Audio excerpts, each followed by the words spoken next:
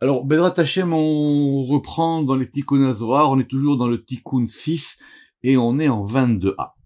Donc, comme vous avez compris maintenant, tout le mouvement de ce Tikkun, c'est l'examen de la Shrina, et on est venu évidemment au rapport de la Shrina et Kodesh Berichou et le Saint béni soit-il, et en même temps les différents mouvements, et on était arrivé à ce fameux verset de Ézéchiel qu'on avait déjà vu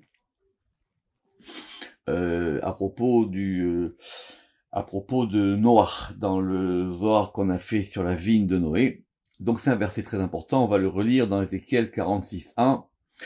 Donc c'est la vision d'Ézéchiel, à la fin d'Ézéchiel, il voit le troisième temple, et il dit Sha'ar echatzer apenimit, et donc la porte de la cour intérieure, c'est-à-dire du point de vue évidemment de l'intériorité aussi des choses, Aponé Kadim, ça veut dire qui fait face au Kadim, au levant, à l'est, Yiyé Sagour Sheshet Shema Maaseh, elle sera fermée pendant les 6 jours de la création. Ou Viom Shabbat, et le jour du Shabbat, Yepateach. Alors Yepateach, on avait dit que c'est pas qu'elle s'ouvrira, ça veut dire elle s'ouvrira toute seule. Autrement dit, c'est comme si cette porte, enfin c'est pas comme si, non, cette porte elle s'ouvre. Et elle s'ouvre parce que ça veut dire que maintenant le monde d'en bas, il ressent l'influence du monde d'en haut. Et quand arrive le Shabbat, c'est comme un vortex qui s'ouvre, et ce vortex qui s'ouvre, il fait rentrer la transformation du Shabbat des mondes d'en haut dans le monde d'en bas. Ou Veyom HaChodesh, et aussi le jour de Rosh Chodesh, le jour de la nouvelle lune, Yepateach, il s'ouvrira. Alors, c'est vrai que le verset, on peut comprendre qu'il sera ouvert, mais il s'ouvrira.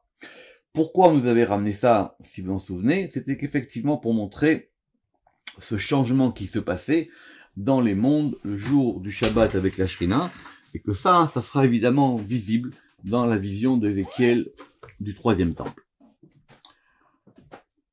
De'achi Ishrinta Setimaime, parce que la Shrina, elle est fermée, elle est satim, elle est fermée avec lui les jours de semaine. Donc évidemment, c'est toujours cette relation de la Shrina avec Kodesh Berichou, et que ce soit l'exil ou pas, bien qu'en exil ça change, c'est-à-dire que c'est beaucoup moins fort, mais même après l'exil, ce mouvement du temps, de la semaine et de Shabbat, celui-là, il bougera pas. Vous savez que les gens, ils parlent souvent des fêtes qui resteront toujours à la fin des temps. Est-ce que on fera toujours Purim ou Kippour, etc. Mais en tout cas, c'est clair qu'on n'a pas parlé du Shabbat. Parce que le Shabbat, c'est le principe même du monde.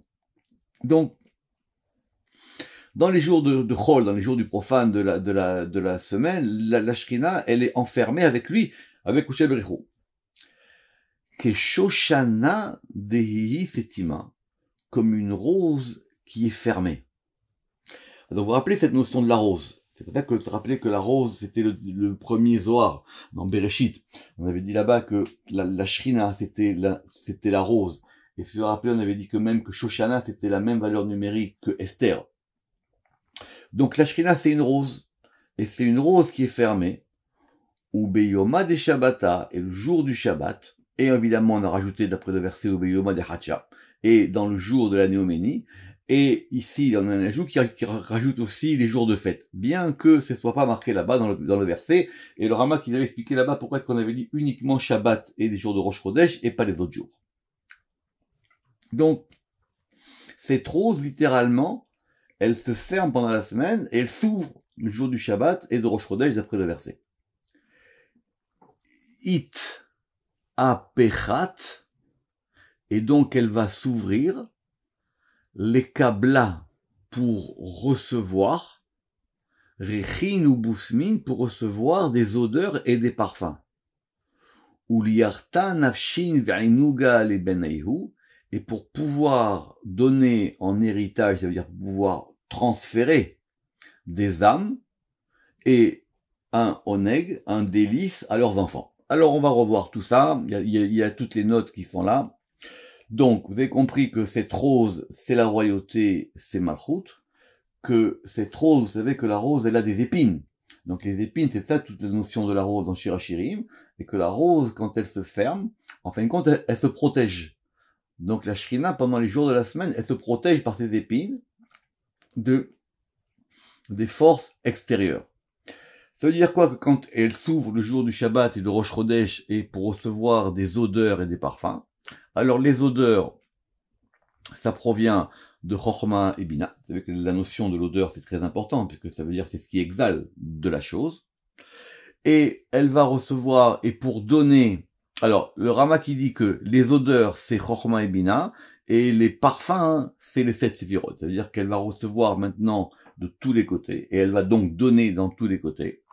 Et pour donner en héritage à Israël, les âmes, ce sont évidemment les âmes du Shabbat dont on avait parlé plus tôt, et ce degré du Oneg. Oneg, on a parlé plusieurs fois, vous savez très bien, on l'a vu même dans le Sefer HaYetzira. Oneg, ça s'écrit Aïn, Nun, Gimel, et ce sont les initiales de Eden, Nahar, Gan, c'est-à-dire le fleuve qui descend de Eden pour abreuver le Gan. Vailun, livne nashan, deihu, kutsha berichu asiri, maïun bigaluta, ushrinta, asira timaun. Et donc on revient à notre sujet précédent, que vous rappelez que quelque part, à cause de l'exil, on fait prisonnier Dieu. Il n'y a pas, c'est difficile à dire, mais c'est ça qu'on a vu là-bas. À propos de rappeler des téphilines, voir le cours précédent. Et que ça, c'est pas très bien. Donc, malheur aux hommes, parce que lui, le Saint béni soit-il, il est emprisonné avec un exil. Et la Shrina aussi, elle est emprisonnée avec eux. Ou Shrinta Asirati Maun. Donc, on revient, vous vous rappelez ce qu'on avait dit, que lui, il est en exil parce qu'il veut pas la laisser seule et il est là pour la protéger. Et elle est en exil parce qu'elle, évidemment, elle est là par amour pour Israël. Pourquoi le Zohar, il était dur ici, que c'est quand même pas n'importe quoi de dire Vailun ibn Nasha, malheur aux hommes. Alors parce qu'effectivement, les gens, ils se rendent pas compte de ça. Et qu'ils sont tellement pris, comme dit le Ramak ici, dans leur mauvais penchant, qu'ils peuvent pas concevoir cette chose-là. Veit marbe. Et vous vous rappelez qu'on avait dit plus haut que En Chavush Matir et Asmou Mibet Asurim, c'est la citation de la Gemara, que quelqu'un qui est enchaîné, il peut pas se délivrer lui-même de la maison des emprisonnés. Donc, et attention, vous vous rappelez qu'il y avait une différence entre Chavush et Assour. D'accord? Assour, ça veut dire qu'il est emprisonné. Et Chavush, ça veut dire qu'il est enchaîné. Vous vous rappelez qu'on avait la différence, que d'abord, on va enchaîner la personne et après, on l'emprisonne, voir le cours précédent. Ou pour Kana dile dehi teshuva imaila. Alors, déjà, on avait dit que, à partir du moment où on parlait de la Shrina et Dieu, dans les Tikkun HaZohar ici, on a toujours les deux versions. Soit c'est au masculin, soit c'est au féminin. Deitmar B, c'est-à-dire lui, ou Deitmar Ba, ça veut dire elle. Ou pour Kana dile, ça veut dire lui, ou pour Kana dila, ça veut dire elle. Et je pense qu'il faut garder les deux. C'est pour ça qu'on a fait M. Souvent des chronolivracha. Et, relisons la phrase. Veit marbe. Et donc, il était dit à son propos de lui ou à elle, la shrina ou kuchebrechu. En chavush matir et asom mibet asurim, qu'un enchaîné, il peut pas se délivrer lui-même de la maison des emprisonnés, c'est-à-dire de la prison. Ou pour canadile, et pour le délivrer, comment est-ce qu'on va faire cette délivrance? Comment est-ce qu'on sort de l'exil? Alors, l'exil dei teshuva, c'est la notion de la teshuva, imaïla, c'est-à-dire la mer supérieure. Alors, c'est un grand sujet, la teshuva, ce sont tous les zohars de Chok l'Israël qu'on fait avant les fêtes. Donc, on a donc une triple délivrance. On veut délivrer Kuchebrechu, qui lui est emprisonné à cause de la Shrina, et la Shrina aussi, elle est aussi prisonnière à cause d'Israël. Donc c'est pas que le Rama qui dit que c'est à la fois la délivrance de Kuchebrechu, de la Shrina et d'Israël. Et comment est-ce que la Teshuva a fait ça? Alors la Teshuva, c'est, dans le Zohar, c'est un sens très particulier, vous avez compris. D'abord, il y a deux types de Teshuva, il y a une Teshuva supérieure, il y a une Teshuva inférieure. La Teshuva, littéralement, c'est Tashuv'e. C'est-à-dire, c'est de revenir au He. C'est de remettre le He à sa place. Vous savez que la Chouv, ça veut dire revenir. C'est le fait de revenir, de ramener le He. Alors, et quand on revient à ce He, qui est le He de la Bina, alors c'est la Bina elle-même qui est aussi liée à la Shrina, qui va faire que maintenant, la délivrance est là. Italia Beideun. Et cette délivrance-là, elle dépend de nous. Elle est entre leurs mains. Pourquoi? Parce que, alors, ça on l'a vu, il y a une porte entière dans le Pardes qui parle de ça, que vous vous rappelez, ça s'appelle Shar HaShe'arim, parce que la Bina, elle a 50 portes. D'où on apprend ces 50 portes, une petite révision, normalement il y a une tradition qui dit qu'il y a marqué 50 fois dans la Torah, je suis l'Éternel ton Dieu qui t'a fait sortir d'Égypte. Le Ramak il a dit qu'il n'y a pas vraiment 50, c'est tout le début de Shar HaShe'arim là-bas. Mais, parce que ce principe de la Bina, qui est donc le degré supérieur de la Shrina, ce sont des portes. C'est quoi les portes? Les portes, c'est ce qui ouvre. C'est ce qui permet de sortir. Quand on est en prison, la porte, elle est fermée. Là, les portes, elles s'ouvrent. Et ce sont les 50 portes de la Bina. C'est quoi ces 50 portes? Je vous renvoie à Shar HaShe'arim, c'est-à-dire, soit on fait un compte de 49 plus 1, vous vous rappelez de ça? Et ce sont, en gros, toutes les possibilités qu'on a dans notre vie de se libérer, pour arriver à ce degré-là. Alors, on relit. Et donc, elle est suspendue, la délivrance, dans les mains d'Israël. Dei, parce que elle est les Chamishin Tar'in de Haruema, parce qu'elle est les 50 portes de la liberté avec elle, donc c'est-à-dire les 50 portes de Bina. La Kobel Hamishin Zimnin, et en regard des 50 fois, où est mentionné des Idkar Italusraïm Loraita, où est mentionné la sortie d'Égypte dans la Torah. D'accord? Alors donc tout ça, on l'a vu, c'était le portail très haut. Ça veut dire quoi? Que la Torah, à chaque fois, hein, elle a répété autant de fois. Vous vous rappelez, pour chacune des commandements, et je suis l'Éternel qui devait sortir d'Égypte. Pourquoi on ne dit pas je suis l'Éternel qui a créé le monde? Ce qui est d'ailleurs le cas dans le Shabbat des premières lourotes. Vous savez, il y a deux tables de la loi. Dans la première table de la loi, le Shabbat, c'est dit parce que c'est moi qui ai créé le monde. Alors que dans les deuxièmes tables de la loi, c'est lié au fait de la sortie d'Égypte. Parce que la sortie d'Égypte, c'est le modèle même de toute liberté. C'est le modèle même qu'on est assujetti à rien. Il y a même une halakha qui dit qu'un ouvrier, il peut dire à son patron, je romps mon contrat quand je veux. Même d'après des lois civiles. Parce que moi, j'appartiens à Dieu, j'appartiens pas à toi. Et c'est quand on goûte cette notion de liberté que quelque part, on sort de l'exil. Da où et ce degré de 50, on va maintenant l'examiner. Comment on va l'examiner? On va l'examiner par une notion, vous vous rappelez qu'on avait vu le Zot plus haut. On va avoir une autre notion qui s'appelle le Ko. Ko, littéralement, ça veut dire ici. D'accord? Ko. Mais cette notion de Ko, Kaf, E, qui vaut 25, évidemment, et 2 fois 25, ça fait 50, c'est une des manières d'appeler la Shrina, voire dans Erkei Kinoim. Le Zohar, il en parle très longuement. Par exemple, dans Echa. Vous savez que Echa, c'est quoi? C'est les lamentations. Le Zohar, il dit que Echa, c'est Ayeka. Où est-ce qu'est le Ko? Où est-ce qu'est la Shrina?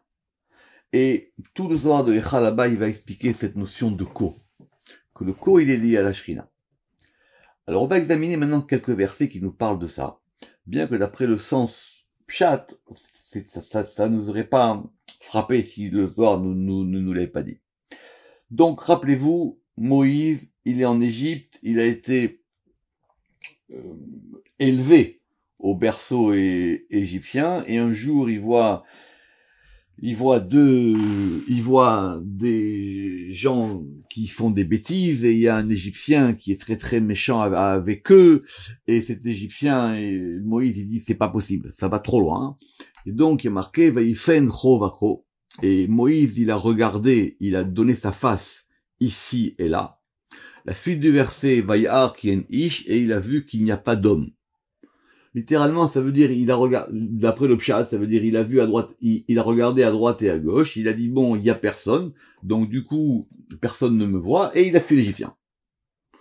Pourquoi il a tué l'Égyptien? Parce qu'il a dit, effectivement, c'est trop. Il y a un moment où les choses passent le degré du supportable, si on peut dire ainsi.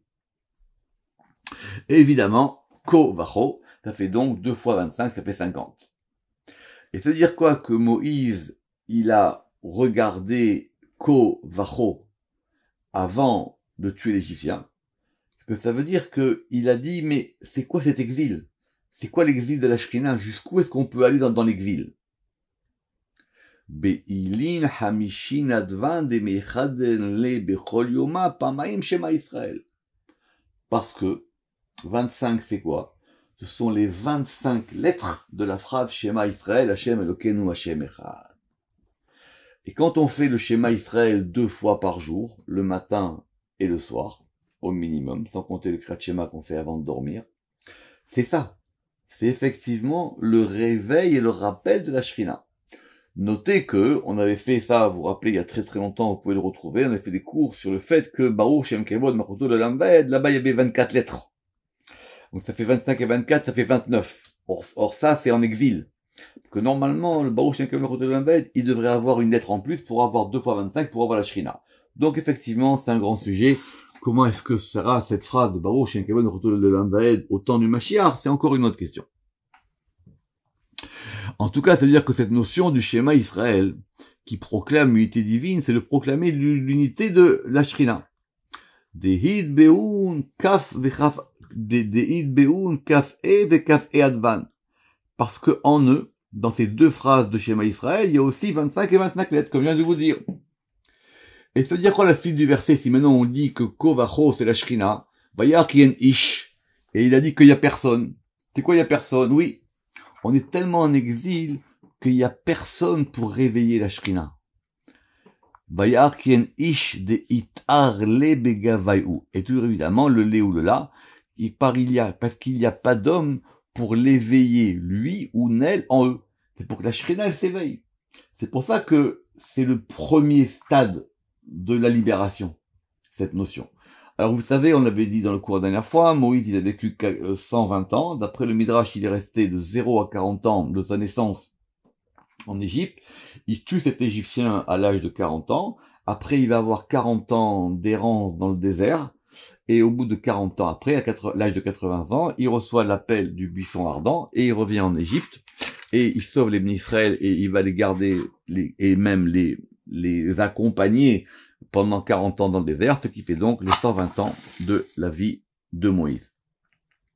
Alors, c'est quoi cette notion que il faut un homme?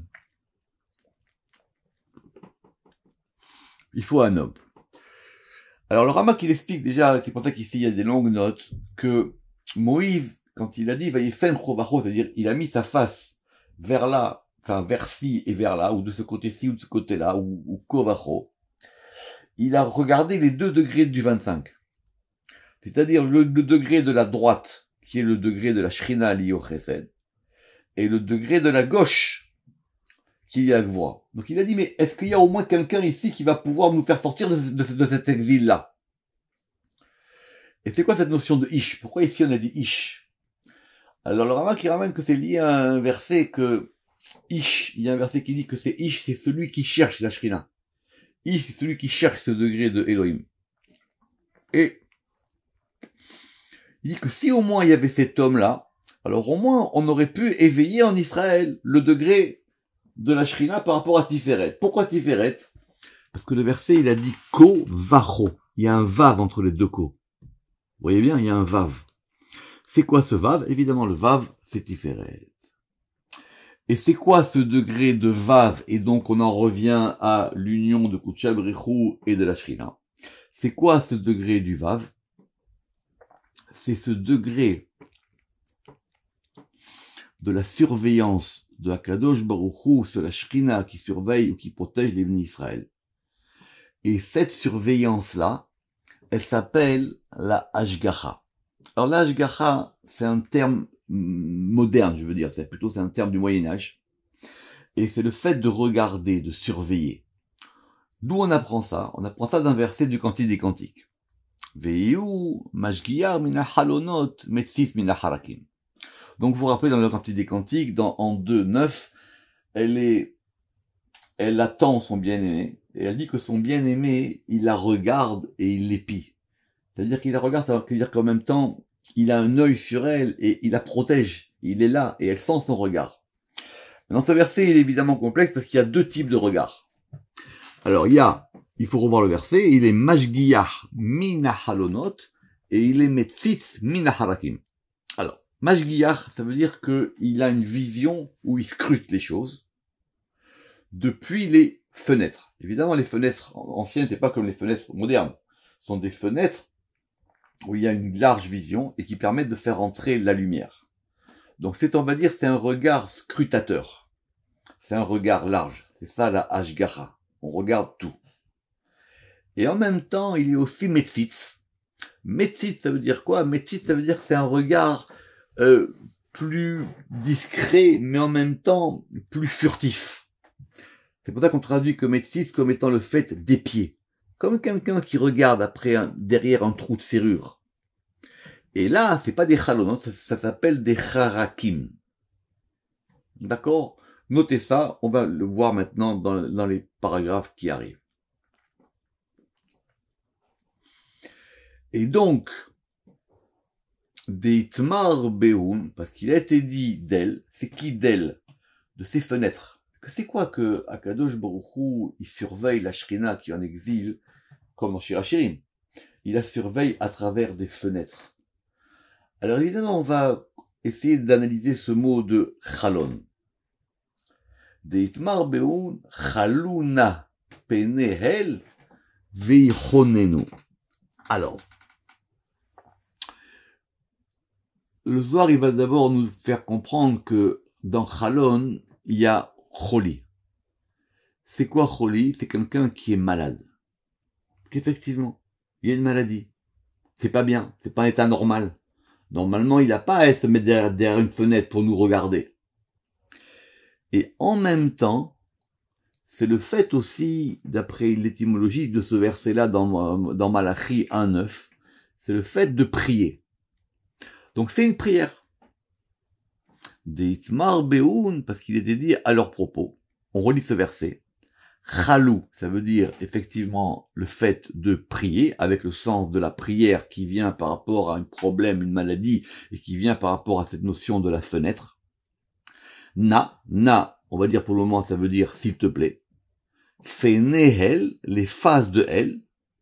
Viachonenu, et il nous graciera. Évidemment. Si on veut être délivré, on peut s'adresser uniquement à l'attribut de générosité qui est l'attribut de elle. Or, cette prière-là, c'est cette prière-là qui est la prière de la délivrance de la maladie. On retrouve ces termes dans la fameuse prière que Moïse, il a fait pour sa sœur. Leaoudit Marba, El Nar et Fanala. Donc vous savez, la sœur de Moshe c'est Myriam. Myriam, c'est aussi la Shrina, parce que c'était Myriam qui apportait l'eau dans le désert. C'était grâce à Myriam qu'il y avait un puits qui suivait les Bnei Israël partout où ils allaient, partout où ils mettaient leur camp. Tout de suite, ce puits-là, il jaillissait du milieu du camp pour apporter de l'eau, et l'eau, c'est la chorma, évidemment, à tout le peuple. Et Myriam, elle était malade. Elle a fait peut-être une bêtise, c'est compliqué. En tout cas, il y a eu un problème. Et Moïse, il a fait une prière pour guérir sa sœur. Cette prière, elle est très connue, El Nar et Fanala. Mais cette prière, elle n'a aucun sens. À tel point que le Zohar, il va dire pourquoi Moïse, il a choisi 11 lettres. Il y a 11 lettres dans cette prière. Et comment Moïse, il a organisé les mots et les lettres pour faire une prière qui guérisse. Si Moïse, il avait dit simplement à Dieu, guéris-la, alors tu dis, guéris-la. Nous, effectivement, on sait tellement pas faire ça qu'aujourd'hui, on répète cette prière. Mais cette prière-là, c'est Moïse qui l'a composée parce qu'il a compris le problème de la Shrina et de Myriam et qu'il a mis les lettres qu'il fallait pour pouvoir régler le problème. Évidemment, El Nar et Fanala, c'est au féminin et c'est lié à la Shrina. Le Ramak, il ramène en même temps que cette notion de na, c'est un nun, donc c'est-à-dire 50, c'est-à-dire c'est lié aux 50 pores de la bina, et qu'il y a un aleph, nun aleph, ça fait donc 51, et que le aleph, il est lié au degré de chorma. Autrement dit, Moshe, il a fait descendre un flux de chorma pour éclairer les 50 degrés de la bina, évidemment, et il est marqué là, c'est-à-dire la médé, pour guérir le hé. De azvata dile beyede.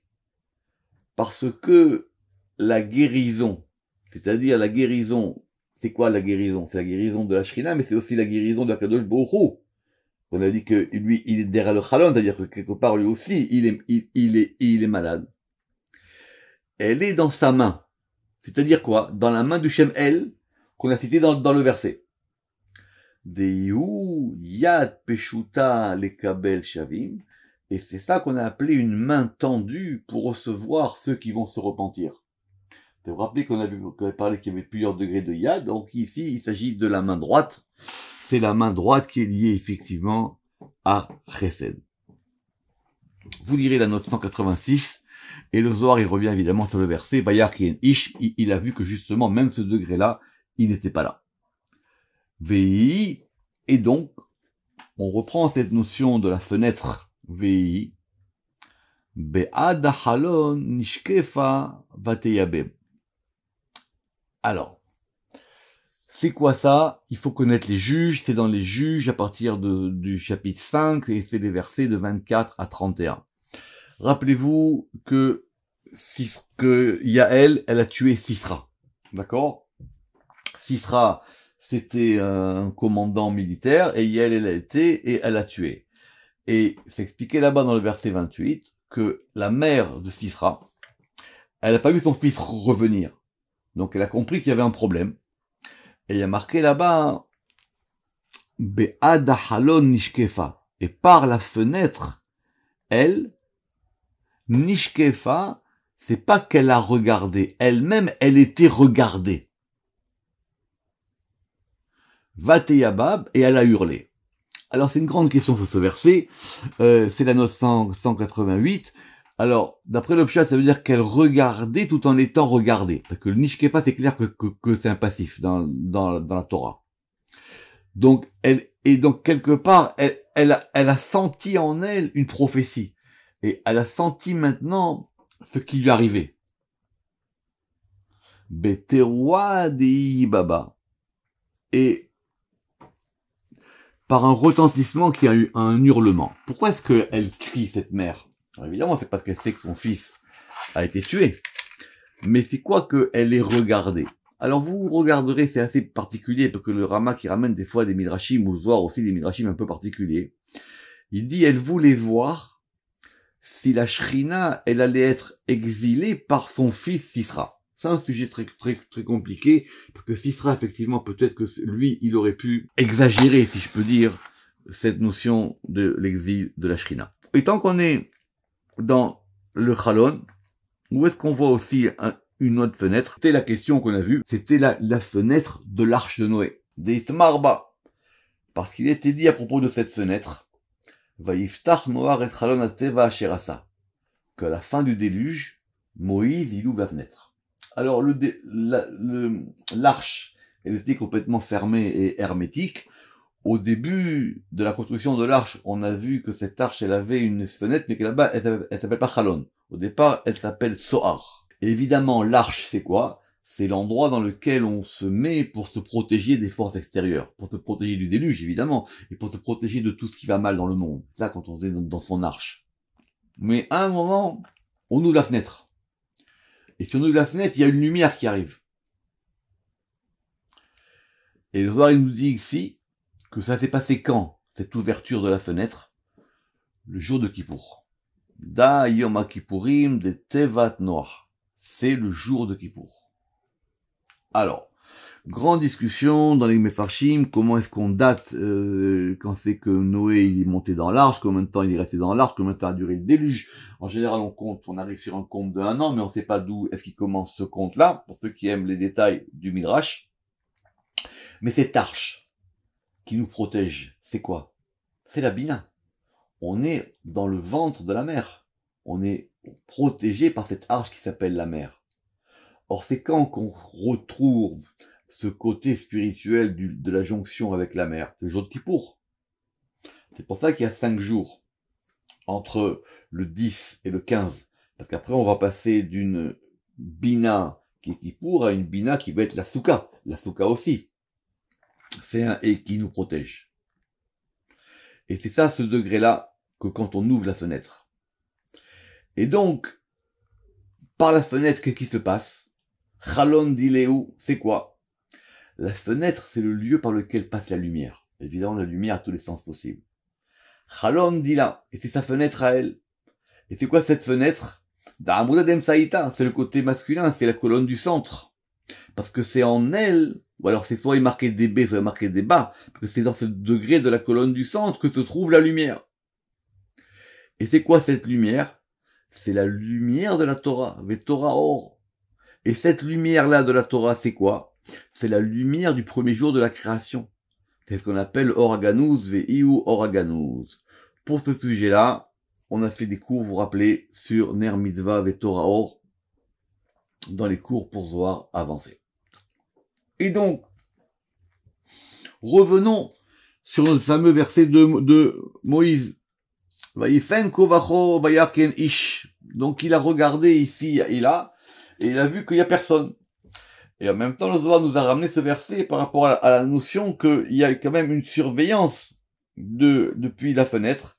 Et il y a un deuxième type de surveillance, j'allais dire un espionnage, le fait d'épier depuis les harakim. C'est quand ce degré où Dieu y regarde à travers les petits trous des treillis, comme ça qu'on a traduit les harakim, ce sont les 10 jours de Teshuvah.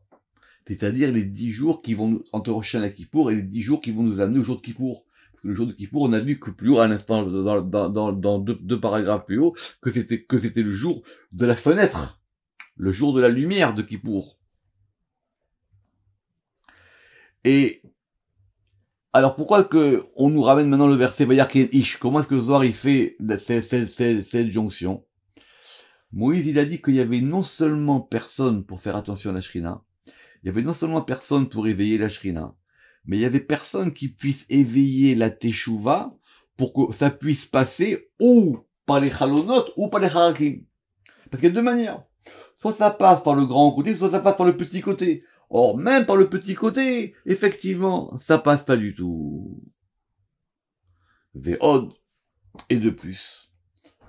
C'est quoi cette notion de il surveille ou il scrute depuis les fenêtres?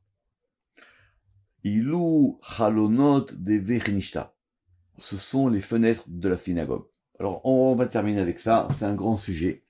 C'est de ce soir ici qu'on apprend qu'une synagogue, elle doit avoir des fenêtres. Et des fenêtres, c'est quoi? Une fenêtre, c'est quelque chose qui donne un accès au ciel. Parce que, si vous vous rappelez, on a parlé de la prison. Même le prisonnier, s'il a une fenêtre, il a un lien au ciel. Et dans une synagogue, on doit avoir cette perspective, si je peux dire. On doit avoir cet horizon. C'est cet horizon vers le ciel. Évidemment, le ciel, vous savez que c'est Shamaim, c'est Tiferet. Ve'od, Mashgiar min ha'chalonot, et de là, on apprend du Zohar qu'une synagogue qui n'a pas de fenêtre, elle n'est pas cachère. Ve'aba uvnui, inun bebe knesset asurin, ve'iu bechol yoma gachuta alayhu, ve'yahiv lun mezona. Alors, par ces fenêtres-là, les fenêtres dont on a parlé, les fenêtres de la Teshuvah, qui sont aussi les fenêtres de la synagogue, ce degré du masculin Tiferet, il scrute et il protège Israël. Et c'est-à-dire quoi? Qu'on a dit qu'un père et son fils, ils sont emprisonnés dans la synagogue. Parce qu'évidemment, la synagogue, dans l'histoire juive, ça a toujours été le lieu, évidemment, c'est le lieu de rassemblement. Donc c'est quoi la Knesset? Là, vous savez que la Knesset, le rassemblement, c'est le lieu de la macro. C'est pour ça qu'on appelle, c'est une maison de rassemblement. Et ce lieu-là, il sert quelque part un peu comme une arche de Noé. Une synagogue, c'est l'endroit où les gens se rassemblent, où ils vont prier. C'est leur arche de Noé à eux. Et donc, même qu'on est en exil, dans cette synagogue-là, où on a effectivement le degré du Père et le degré du Fils qui sont Israël, on a un accès. Il y a une fenêtre qui s'ouvre pour nous. Veiu bechol yoma, et ce degré de cet influx-là qui passe, même en exil, même que ce soit par une fenêtre, même que ce soit par une petite ouverture, c'est ce degré-là qui nous permet d'avoir un flux et un influx qui chaque jour de l'exil nous permet de vivre et de subsister. Veiu bechol yoma, ashgahuta alayu. Et c'est cet influx-là, cette lumière qui passe chaque jour, veyahiv lun mezona, et qui va leur donner une nourriture. C'est par ça qu'on est nourri. On est nourri par cet horizon du ciel qu'on voit à la synagogue. Baruch Adonai Le'olam, Amen ve Amen.